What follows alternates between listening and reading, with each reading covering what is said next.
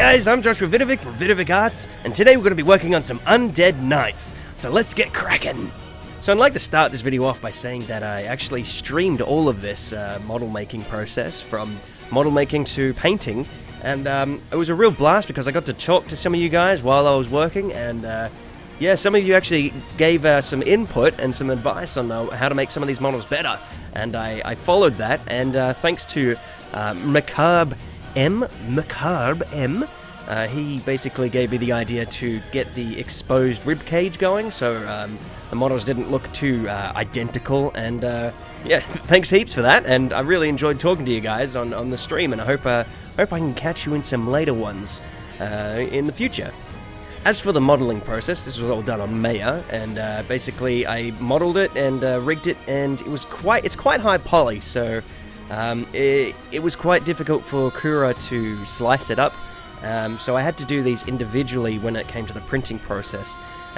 So each model took about an hour and 20 minutes, from an hour to an hour and 20 minutes, and yeah, they're printed with their bases, obviously, and with a support. But yeah, I've got a whole bunch of variations. So you got the exposed ribcage, like I said. You've got the sword to the chest and the shield as well, and like a walking pose. And some of them have helmets on. Some of them have their coif. I'm not sure if that's pronounced right, but some of them have that on, and some of them just have exposed skulls. So it's totally up to you which ones you decide to print. You could just print a bunch of them with no helmets on at all if you really wanted to.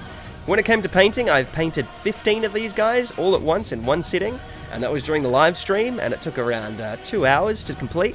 As for the end product, I'm pretty proud of these guys. I'd really love to see them on the tabletop.